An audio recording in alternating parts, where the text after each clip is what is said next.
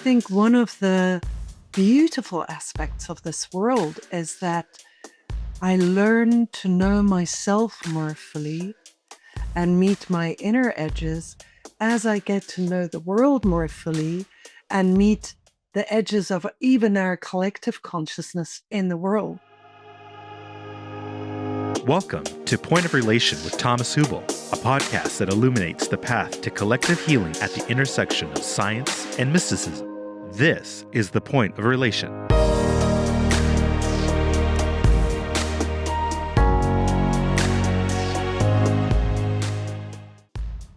Kosha Joubert serves as CEO of the Pocket Project, dedicated to restoring a fragmented world by addressing and integrating ancestral and collective trauma. She holds an MSc in Organizational Development, is an international facilitator, author, coach, and consultant, and has worked extensively in the fields of sustainable development, community engagement, and intercultural collaboration. Welcome to Point of Relation. My name is Thomas Hübl. This is my podcast, and I'm very happy to be sitting here together with Kosha Joubert, who is the CEO of the Pocket Project. First of all, Kosha, very warm welcome. Thank you, Thomas. Lovely to be here with you. We have worked together, collaborated closely over the last years, and developed the Pocket Project and all its impact and all its different projects. And so you did some amazing work there. So first of all, thank you for that. And now we are developing a new project, the Global Social Witnessing Facilitator Training. But we want to use this episode to explore a little bit what is global social witnessing. And maybe before we go into that, let's look a little bit at our world today is being perceived by many people as stressful, as volatile, as uncertain, as difficult to predict and relate to. There are all kinds of larger, potentially big challenges that we are facing. And that, I think, that creates a lot of emotional and stress response in many people. It triggers our trauma layers.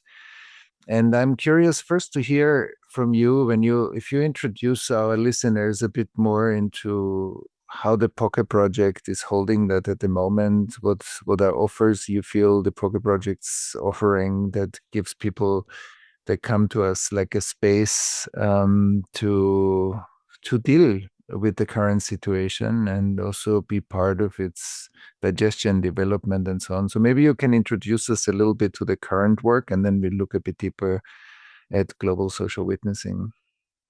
Yeah, thank you, Thomas. And, it's been such an honor working with your guidance in the Pocket Project. So I also just want to take a moment to thank you deeply. You and Yehudit Sasportas, your wife, for founding the Pocket Project, an organization that in a way creates pockets of healing that can address pockets of trauma. And bringing this stream of service to the world into the field of your work, where many people who learn with you for a long time then support the work of the Pocket Project in various ways as practice group leaders, now as global social witnessing facilitators, in the future as collective trauma facilitators in the international labs. So it's really a place where people can bring everything they learned into service. And just that in itself is, I think, reassuring to so many people, because what the world is making visible more than ever as our awareness is growing is that the repetition of trauma from the past is all around us, and not just around us, but also within us in our responses to what is happening. And it feels as if with rising awareness, our eyes are opening, we can see it, and the need for tools and consciousness that help us to bring responses to it that are responsible, that come from a place of ability, is really growing rapidly in more and more people. So, we offer as much as we are able skills training for how can I learn the skills that help me meet the world with more awakeness and more presence. And I think in a way that is the heart of what we do. How can we've seen in some of our global social witnessing calls recently how the fear levels and the stress levels are rising. I think more and more of us are feeling overwhelmed also because some of what is happening in the world is so visible and so extremely painful and so close to our ancestral trauma layers that whole areas of our own foundations are shaking. And we feel the pain more and more acutely as our sensitivity grows, as we start to heal, our nervous systems start to open. So it's I think many of us are feeling that actually being fully present is so painful. And that is the truth of it. It's very painful. So, yeah, so having some skills and feeling that we have a community that we can come back to co-regulate with, that we're not alone in this is, I think, the first layer of our giving, our service.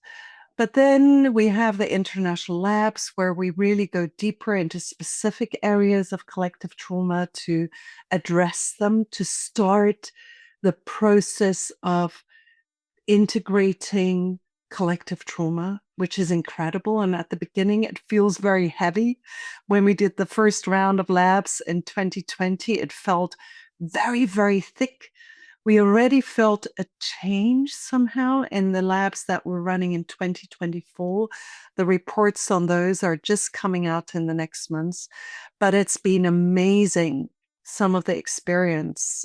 So I really invite our listeners to come to our website, have a look at that.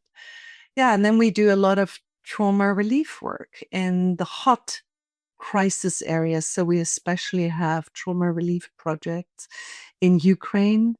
This is a project that has grown over 3 years now. We've offered more than 5,000 free one-on-one sessions, more than 250 free group sessions. And this year, we're coming in collaboration also with universities, different organizations in Ukraine to deliver a trauma-informed leadership and societal resilience training to 250 young Ukrainians to develop them into resilience facilitators who will be able to offer circles of support in their environments in these difficult circumstances.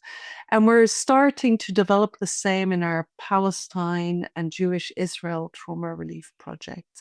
And we're also looking at other areas in the world, Africa. So developing tools that allow us to multiply our trauma relief work in different areas.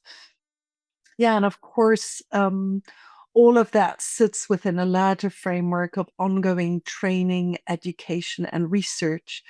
And yeah, that is probably the best time where we can also turn towards the global social witnessing facilitator training, which we are developing at the moment, which is starting in June. And maybe, Thomas, if it's okay, I would love to turn this around and ask you a question about this, because you developed global social witnessing in, I think it was 2016, 2017, so quite a long time ago. And I would love to ask you what this practice could mean in the world today and what it really means to move from being a bystander, passively receiving the news of the world constantly in a way that is very overwhelming, to becoming an active global social witness who brings presence and embodiment to a global field of witness. Yeah, beautiful. Yeah, that's exactly like you framed it already. Like I felt I don't know, almost 10 years ago, like that we need besides, an individual practice, like a contemplative practice, a meditation practice, self-regulation practices. There are many practices that we can practice basically for ourselves, for our own inner regulation system. But I felt we are living in a time where we are all global citizens through the technology we are using. And so we need a practice that in a way fits for the time.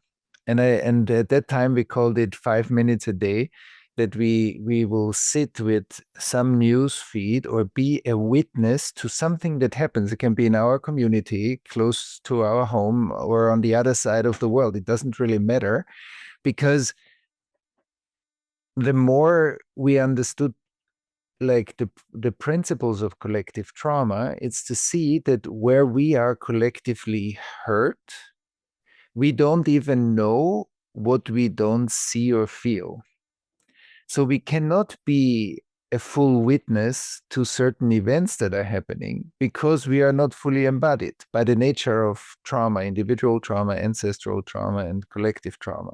So we say we see things, we can read them, the news headlines and on news outlets and on social media, but actually either we get very triggered in the sense of hyperreactive, or we get triggered in the sense of indifference, distant, or not connected, numb.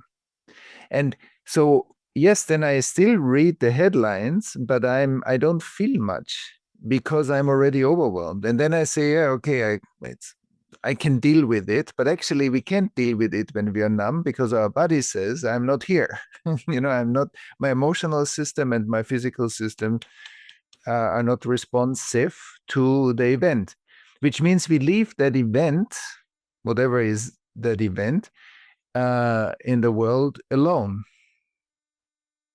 And which means we are actually not contemporary witnesses, and that is subject of the or is part of the repetition compulsion of those events. So that's why we said, okay, let's develop this into a practice, and global social witnessing is the practice that developed out of that initial practice, where we said, okay, if groups of people practice that, we can see, it's not that we have to be able to feel and see everything, but we need to become aware how much of the world and events in our neighborhood, even in our house where we live with in different apartments, there's stuff happening that we don't notice, or in our communities, or globally, that actually many events are not being holistically witnessed. And I think so based on that, when we see the data that is numbed because of the history that we have been born into, is the reverse, like the negative and positive. Like when you do a casting, you have a casting form and you have a sculpture, and they fit perfectly together. The shadow, the collective shadow, fits perfectly with all the events that we are not fully witnessing. And becoming aware of that end of our conscious universe is actually the beginning of the expansion of our conscious universe. And this is a collective practice. And I think the Pocket Project is very dedicated to furthering or developing like collective spaces where that practice can be more and more implemented. And because I think we need to come together as groups. Of course, we can practice this by ourselves too, but it's very powerful to do this with groups. And maybe you can share a little bit about how global social witnessing has been applied already. I mean, there were many, many moments when it has been applied already. Maybe you can give us a few examples of what you have seen and how that felt, or maybe what was the impact of those sessions that the Pocket Project already had. And then we can talk a little bit more about the deeper facilitation. Yeah, beautiful. I think what you just said about becoming more aware about where the edges of our consciousness and where that stops, And in a way, you spoke to it, and you've spoken to it in many, many other contexts, that there's this mirror image also of where our consciousness ends in terms of what we can see in the world out there, and where our consciousness ends within our own embodiment, and the edges where our nervous system stops feeling because we are touching traumatized material within us. And I think one of the beautiful aspects of this world is that I learn to know myself more fully and meet my inner edges as I get to know the world more fully and meet the edges of even our collective consciousness in the world. There's something so beautiful about that, because it can only start happening and unfolding when we bring compassion to these edges. And when the outer and the inner, in a way, comes very close through our presence and our ability to stay with, not to pathologize, but to bring caring to the places where our seeing stops. So there's something incredibly powerful that we experience in this. And also, when we speak about the stress and the anxiety that people are meeting at the moment, because we meet that where we, as you said, move into stress and numbness and hyperactivation. And often when we feel very isolated in those places. They're in a way perpetuated from isolation. And when we, from that hyperactivation, move into arenas of polarization, it increases on a collective level the isolation, right? So the breakdown of those levels of barriers by coming together and melting consciously, doing our practice to melt more consciously in a collective body, a group vessel where we're very aware that we're not alone, but we're addressing areas together. And what each one person in a global social witnessing call experiences is part of our collective experience and is fully acknowledged and has its place. It's important. It might be unique. It might be in resonance with many others in the call, but it's important. It's a crucial ingredient of the world that we are facing. So, yeah, cultivating awareness of the social body, I think, is a really important piece of the work. And the other thing that has developed a lot is how we meet the news. Because for sure, it's very powerful to read pieces of news and then be able to maybe even more focus on how does this land in my nervous system and really stay at that edge. What we've really developed is meeting it through human nervous systems that come online with us, so that we invite our Ukrainian friends to come online and share. I remember a call where we heard from young Ukrainians. This was back in 2022. Young Ukrainian men, when the war just broke out, about their fear of what is going to happen in their future. Young fathers sharing about the fear of having to leave their children and go to the front lines, meeting the first of their friends that come back wounded from the front lines, just meeting the purity of the fear in the masculine body. This is, for instance, one moment that I have very awake in my memory, and that has changed me forever in the way that I experience soldiers. That it's not just a soldier, it's a young man who never wanted to go there in the first place. And, these experiences really change us forever in a way. And so that meeting the embodied nervous system of the other, and what we've heard from the other side is that it feels often like a miracle to be witnessed and held in a place where the news doesn't really reflect the personal experience. Nothing out there helps people to feel deeply felt. Or I don't want to say nothing. Of course, there are other spaces like this, but global social witnessing fulfills a unique role in allowing people to a space where they can feel deeply felt by a third side, as William Ury calls it, by a global social witnessing body that is sensitive and turns its awareness and its eyes and its compassion, its hearts towards. Yeah, that's beautiful. It's like I just want to underline something. I think for us to understand, because like one defense mechanism, you said a very important sentence before. One defense mechanism that we have as humans is to turn the world in 2D. It's the soldier.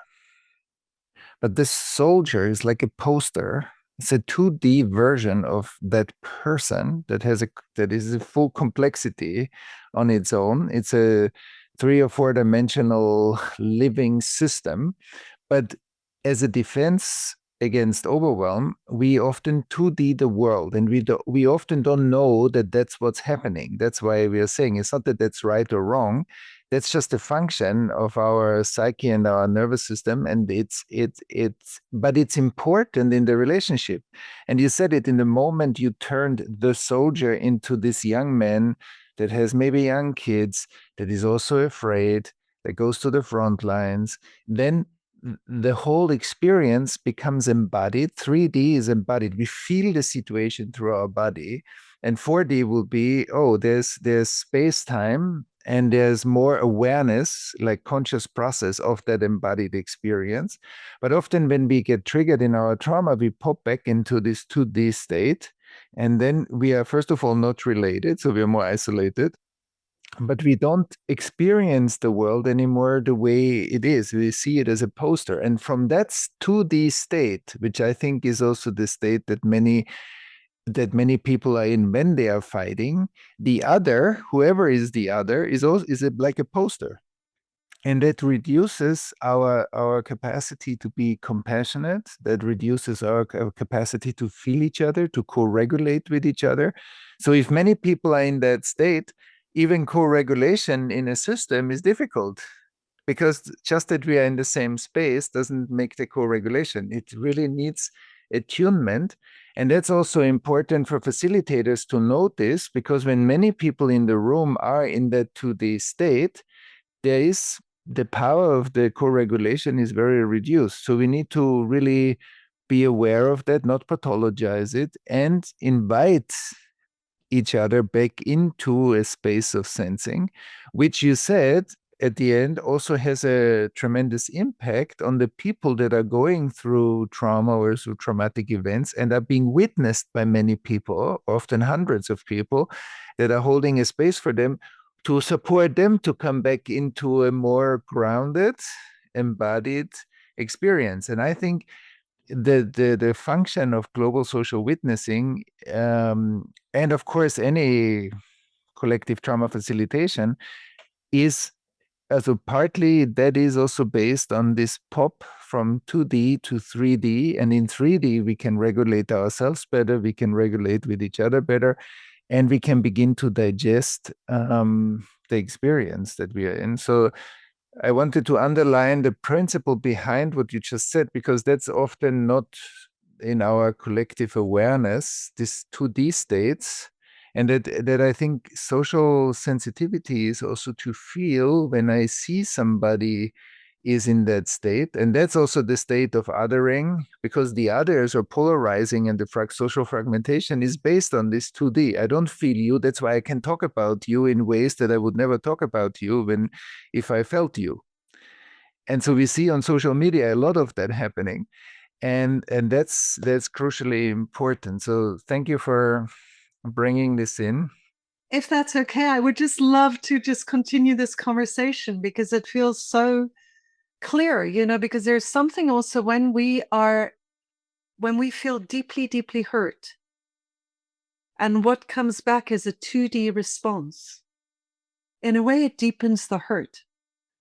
And there is no healing possible, there's no reception possible when it's like I meet a hard surface of numbers, of facts. For me, when I've lost a child in any of the wars right now, looking at the numbers and the news, there's very little to alleviate my pain, my grief, the sense of deep injustice. It might actually fuel my wishful revenge and violence, but if there is a 3D response where I realize, I think this is also very important for legal work, that victims often don't feel, that often I think the deepest wish in a victim is to feel seen fully, to feel deeply felt in what it has meant to go through that, what it means on a daily basis to have lost so much, to be heartbroken, and if we can offer that to each other, that deep, compassionate, yeah, it's like you often use the word melting. It's like melting into each other rather than meeting hard surfaces. That is where the healing movement comes from, the compassion movement, which has the power to transform. Feels as long as we meet as 2Ds, there is no real changes possible, and we stay within the repetition. And maybe to add to this is like it needs real maturity to be able to be present with someone that is in that state, because often we are acting out, of course, our pain in that state, and not to strengthen that, but really to be able to respond to that state in a different way needs a lot of maturity. That's why inner integration work and trauma integration work to develop a mature self is so important, because that's the antidote, that's the remedy for social fragmentation. And when we see like social media is full of exactly those 2D responses, and to hold a more mature or wiser or a more compassionate stance or space for that, so that we can, because when we pathologize it, then we do the same. We just cement it. And so to be able to bring that back into a different dialogue, as you said, and then also in I think massive social justice processes, I think that's a very, very important quality, and so much can be evolved through collective witnessing and also warming collective spaces when we really feel very cold inside and alone and hurt, and when loss of life or loss of values or even loss of respect and dignity has happened.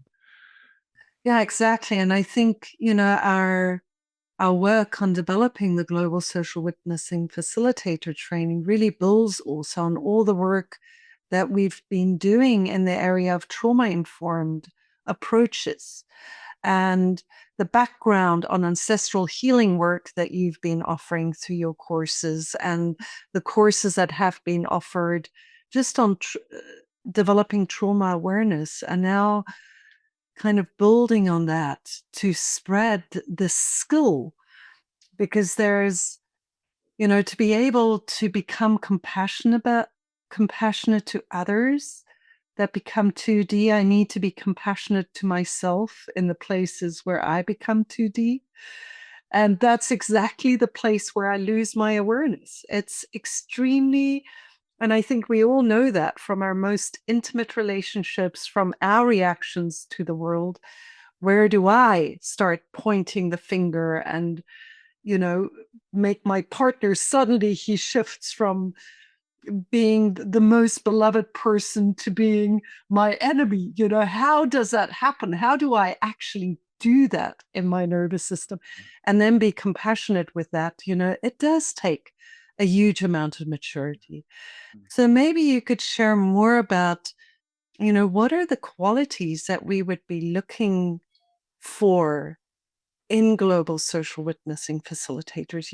Who would we call to this training, and what would be your vision for what networks of global social witnessing facilitators could bring into the world at this time? Yeah, of course. I think it needs some of the personal maturity. I think we need to have done some work or feel naturally integrated to a certain extent. Because if I carry too much personal trauma and I expose myself to things that are happening in the world, I might just get re-triggered all the time, which is not helpful, obviously. And so it needs already a certain individual maturity and also the wish or the longing to really participate and extend our awareness into the collective space. Not everybody wants that, but there are some people that feel like, wow, I'm super interested in that. And I think the combination between personal maturity, a calling to participate in our collective space in a creative way and find new ways to contribute something to the collective space, and also contribute something to exactly what's happening right now in the world. The solution is not later, the solution is now. And so, like, how do we develop the solution now than waiting for the solution that it's going to get better later? And which I think is a trauma effect, that we are waiting for the better tomorrow later than and feeling agency today. So it's the agency now.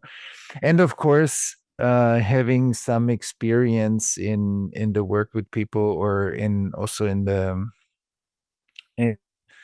facilitation, at least in some form, feeling comfortable with groups. So yeah, so I think these are the three pillars: the personal pillar, the collective calling, and some experience in that field. Because these are complex matters. It's at first it looks like, okay, we are dealing with events, but when we look a little bit deeper into our individual, ancestral, and collective psyche, then the processes that we are dealing with are pretty complex. Yeah, right. And I think that there is something so beautiful that these spaces can offer at this time, because building on everything you've said before also about this shift to the 2D level and how it inhibits true relatedness and therefore also our true agency to come forward. And we're seeing these huge fields of stress and anxiety and fear, which lead to mental health overwhelm. I'm thinking here especially of young adults at the moment, universities, but every single one of us, also our school children that are just coming online in this world to start looking at the collective world and what is the world they're meeting, and especially how are they meeting this world.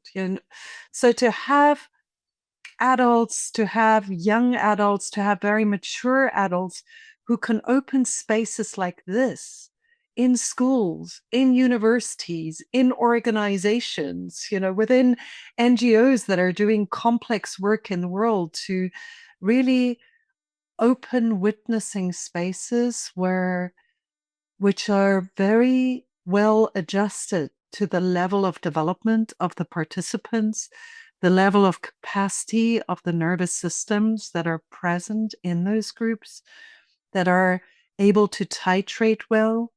What is the information that we bring? Also to heal what has happened. You and I both also have partly a German background, the way that the Holocaust was worked on, where children were sent to concentration camps with very little trauma-informed knowledge, and in a way traumatized, overexposed, rather than led into it in a sensitive way. So it feels like global social witnessing can bring healing impulses on many levels to open up human beings to their unique agency and response to world events, rather than keep us caught in the Yeah, right. negativity. Yeah. Exactly. You mentioned a few lovely possibility, like examples where it can be applied. And you're also speaking to a phenomena that I want to underline or unpack a little bit. When you look, at least when I look at our society, we don't have very good social rituals to digest the impact of certain events or certain phases, like COVID, for example. COVID was a good example. Like you have a global pandemic crisis that influenced so many economies, so many people lost relatives or their jobs, or like a lot happened in that time. And then basically from one day to another, let's continue. And so hold on a moment, like something happened. And where are we saying, okay, let's reflect a bit on what happened together? We have spaces where we can come together and digest. And the same is what you said about taking young people or teenagers like myself. And I think when I was 16 or so, I also, with my school, I went to see a concentration camp in Austria. It was part of our history lessons, but there wasn't any digestion space.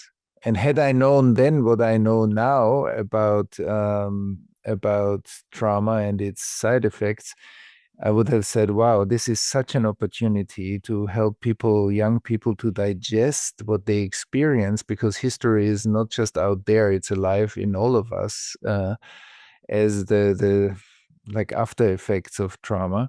And this could be such an amazing process to digest and develop as part of the healing. And so I think for this, there are lots of innovative possibilities for global social witnessing to be applied in different spaces, because there is a lack of digestion of processes. And I think many people also experience that it seems like we have less and less time to have the space to just digest and be with our daily experience, because the world's getting very fast. And so for that, the global social witnessing is a collective practice for them.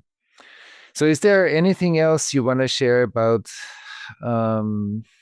global social witnessing and the facility and the course, the upcoming course that is coming on soon? Yeah, maybe just to add one thing. You always say to underline one thing that you just said. Because I feel very inspired about some conversations that I've had with Alexandra Matvichuk from Ukraine. And it just opens up for me a completely new dimension of what global social witnessing could offer in this world, exactly in this area of digestion.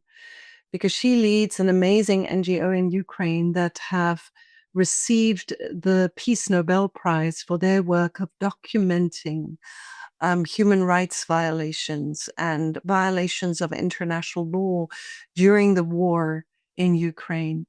And they've collected over 80,000 instances so far.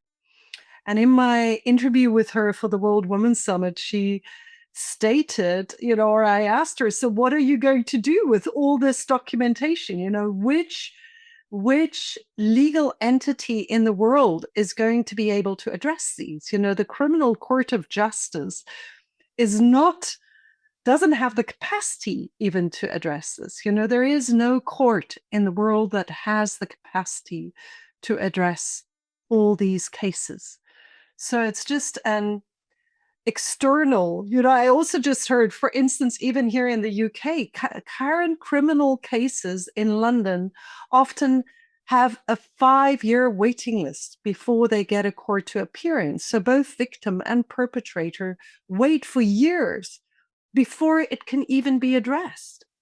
So it's just a very external example of this inability to digest.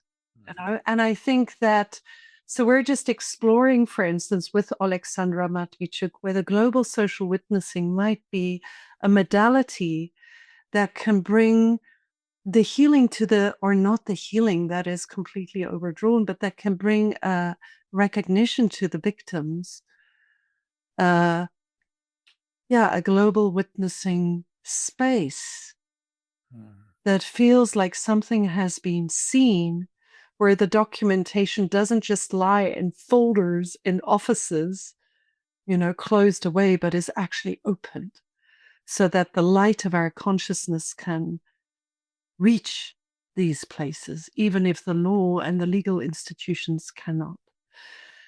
Yeah, and with that, I guess the only other thing I would like to say today is that, if this inspires any of the listeners here today, that I would really invite them to come to the website of the Pocket Project, that we have ongoing global social witnessing events each month, free events that anybody can join to address different themes that are currently up in the world, and also to explore really, do you feel a calling? Could you become a person in your environment, in your social fabric, that can bring this skill out? Because it's in a way, it's a low-hanging fruit of becoming a change agent in the social body of humanity at this moment.